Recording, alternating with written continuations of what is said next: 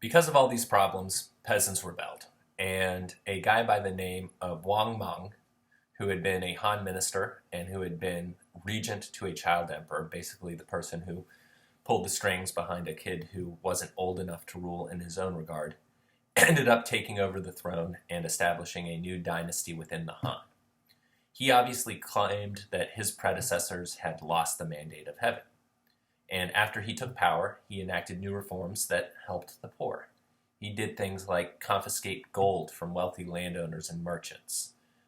He depreciated the value of state coinage so that peasants could pay their debts back.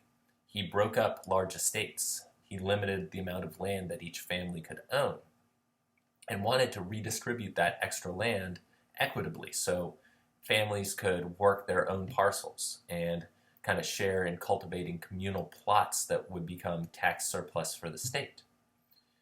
At the same time, he started taxing artisans higher, also hunters, fishermen, silk weavers, and he used that tax base to pay for the construction of a storehouse system where grain could be stored so that in bad years they had a reserve that they could go to. His reforms didn't succeed. Why not? Well, largely it has to do with natural disaster. Up to probably 5 million Chinese lived along the Great Northern Plain just south of the Yellow River. And just after Wang takes power, which is in 11 AD, the river breaks through its dikes that had been built over centuries. And instead of bending northward to the Central Plain, it actually flowed south, straight to the Yellow Sea. So just like we talked about with probably Harappan civilization, a natural disaster causes the river to change its path.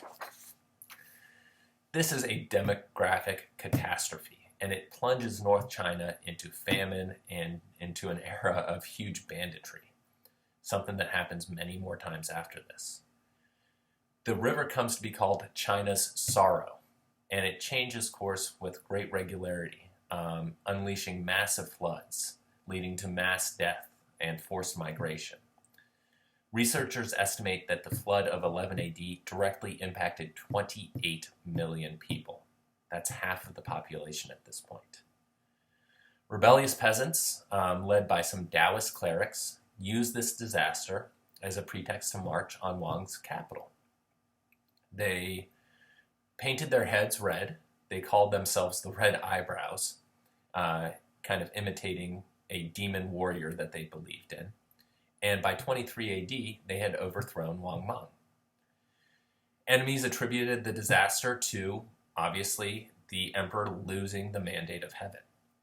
And what they do is they create this image of Wang being an evil usurper and take things back to the Han.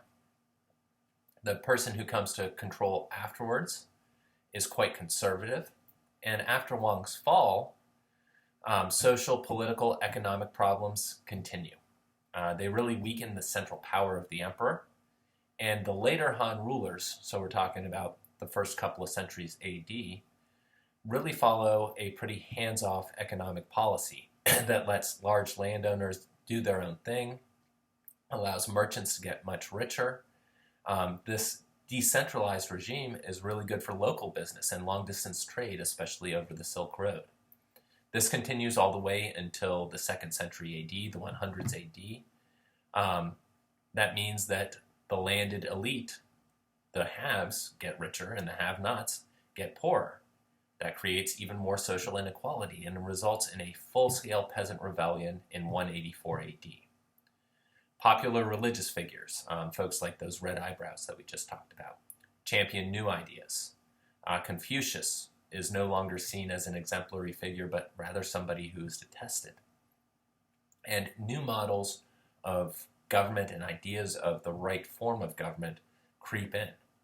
And they end up following much more of a Taoist philosophy. Remember that idea of do nothing. Allow the way that the universe is operating to govern what you yourself do. And this kind of sets the stage for where we're going to come back to in a few weeks as Buddhist clerics arrive and shake things up even more. So that's going to finish this week's chunk on ancient China.